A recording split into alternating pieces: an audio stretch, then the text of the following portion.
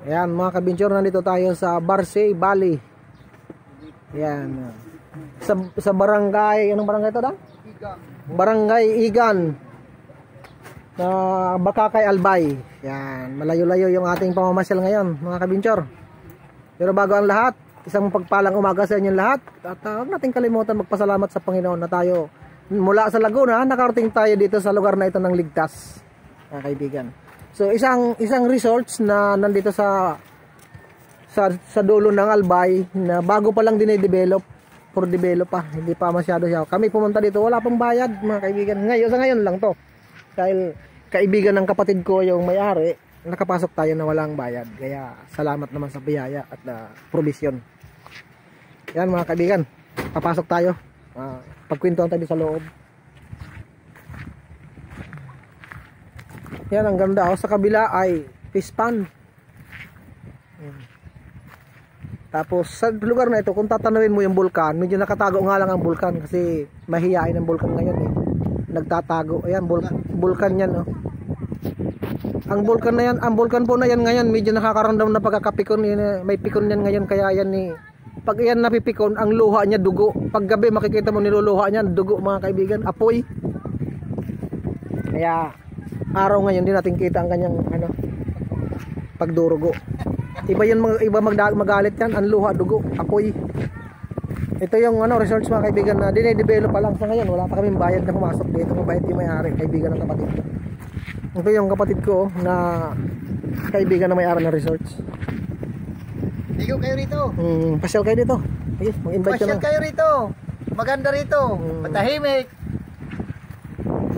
Yan, ito yung resorts mga kaibigan. Ito yung mga facilities nila sa loob. Kung to, parang bar kasi ang loob mga kaibigan. Itong loob pinaka nito ginawa nila. Yan pwede kayo dito mag happy. Yun ang ganda may drum set pwede kayo mag live band dito mga kaibigan pagka nandito kayo sa lugar na ito. Yan tingnan nyo, ang ganda ng lugar tapos ang presko, ang lamig naman, ang tagang nakaka-refresh man talaga. Yan yung dagat na yan yung buhangin niya hindi lang kaputian at kalibasa malapit sa bulkan, para mga volcanic sand ang baybayin niya. Ayan pero malinis, maganda ang lugar yan tingnan nyo mga kaibigan ganda ng sand black sand nga lang kasi yan nga nagaling sa bulkan, mga kalimitan na mga dito lumalabas na buhangin yan dito sa Barteng Albay. Ayan yung mga mga ipot ng bulkan.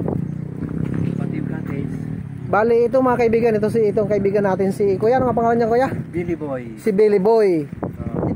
Kapatid mismo ng may-ari ng resorts na ito mga kaibigan. Billy Boy, magandang umaga. Ayun, si Sir Billy Boy, siya yung nagmamanage dito ngayon. Yung kapatid niya mismo ang may-ari ng Kwentuhan mo nga kasi paano naman nabuo sir itong itong lugar na ito at naisipan niyo na gawing resorts? Dati kasi halos ito yung pabayaan. Pabayaan Pabayaan ito. Kaya ayun, nagbayad ng entrance sa tax para ma-recover. Yun. So ngayon sir, pagka ito gagamitin, magkano naman ang naisip niyong bayad dito para pagka halimbawa pupunta dito, i-occupy itong lugar na ito? Meron dyan mga 500. Yung yung mga cottage doon. Cottage, na yun. Tapos, ang entrance, wala ng entrance, 500 na.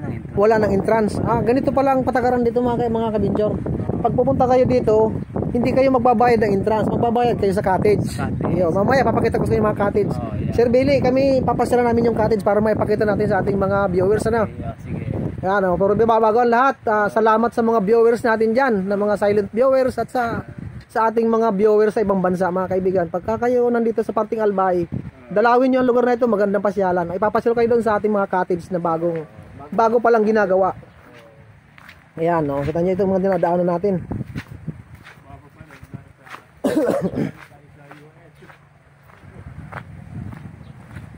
May daan doon sa sa loob, pero dito tayo dadaan sa baybayin. Gusto ko kasi mga kabinchor ipakita sa inyo yung baybayin yan, magandang baybayin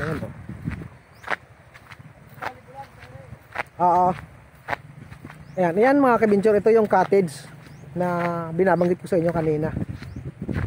Ayan, 500 ito. At kung nandito na kayo, natatawaran pa naman at mga palibasa sila nagsisimula bago pa lang na dinidevelop, ay madali makipagnegosasyon pag nandito na. At wala silang limit sa tao dito. Ayan yung mga cottages, oh.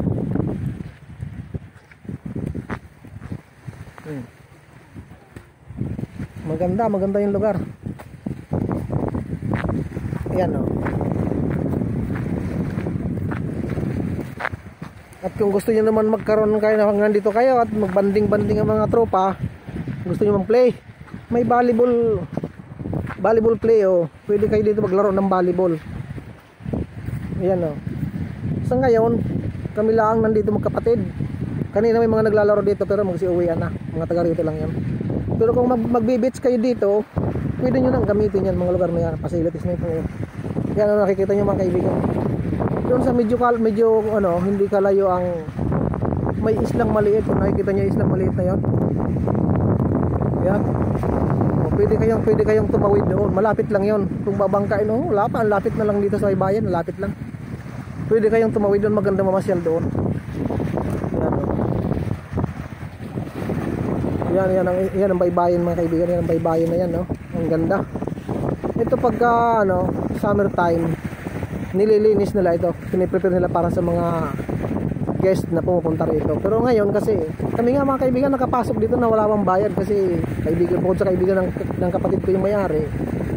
Hindi sila magpapabayad pag papasok ka lang dito. Magbabayad lang po tayo pag gagamit tayo ng mga accommodation katulad ng cottage na nakaprepare na. Yan, may bayad. Tapos din siguro kung gagamit ka ng yung yung bar doon, nagbabot ka yung mga inumin doon, yun na siguro ang bayad doon. Pero kung gagamit ka lang, walang bayad doon dito. Yung mga cottage na maganda, bagong yari pa lang siya. Yan. Ganun kaganda mga kaibigan, no? Dagat, payapa ang dagat, oh. Ang ganda ng dagat.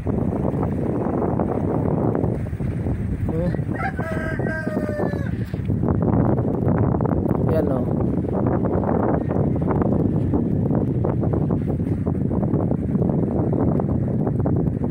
Yan, oh.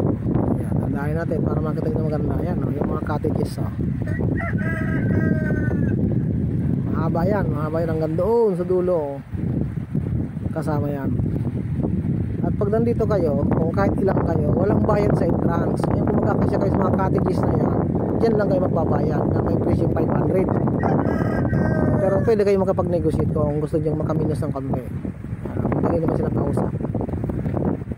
Yan mga kaibigan, no? Talagang hinahanda nila ito para sa darating na summer. Ito yung bago lang nila binubuksan.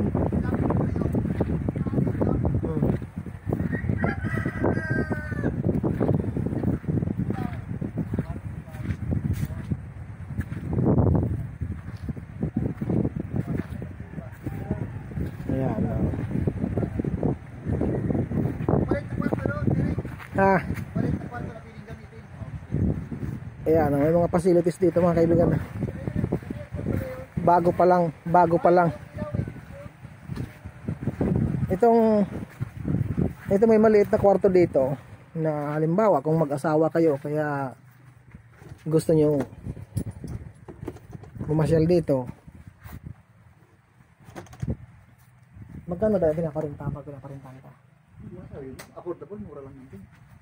Kaya napakamura lang na gamitin ng space na to. Pinapagamit ngayon nga, gumamit kami dito. Wala mga binayaran yan. Naka-aircon sila. Mga kaibigan, naka-aircon sila. Maliit na kwarto. Para pang... So dito, ito, pinaka-CR niya. Naka-prepare naman na sila. Mga kaibigan. Pero bagong-bago pa lang nila din-develop ang lugar na ito. Hindi pa talaga sila fully develop. Nagsisimula pa lang.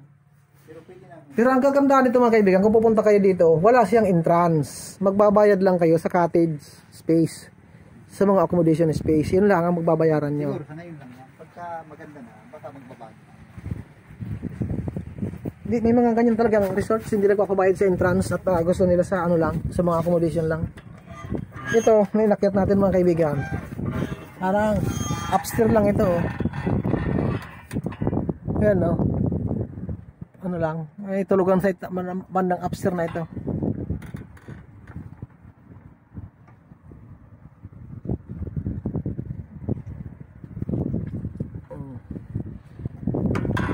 Maganda naman, nakanipahat,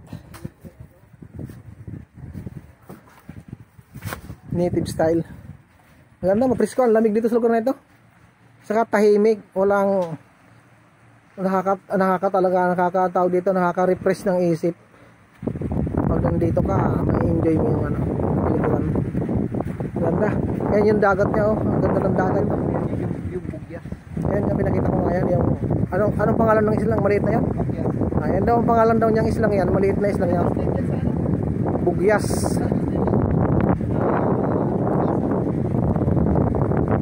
Yan, bugyas daw yan. Pero madali lang pumunta dyan kasi ang lapit yan dito sa baybayin.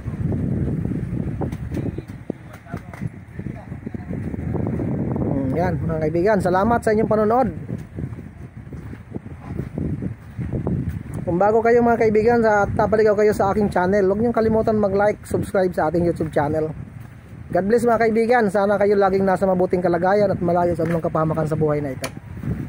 Palain kayo ng Panginoon. God bless mga kaibigan. Magpapaalam na tayo kay Sir. Sir, papaalam na po kami. Okay, salamat. Salamat. Okay. Invite ka sir ng mga guest. Bye. Invite ka sir ng mga guest. Invite ka ng mga guest. Pasyal kayo dito sa bagong resort na ito. Yeah. Kung nandito kayo sa part ng Bakakay Albay o nandito kayo pating Albay. Barangay Igang. Barangay Igang. Purok 7. Yan ang lugar na ito.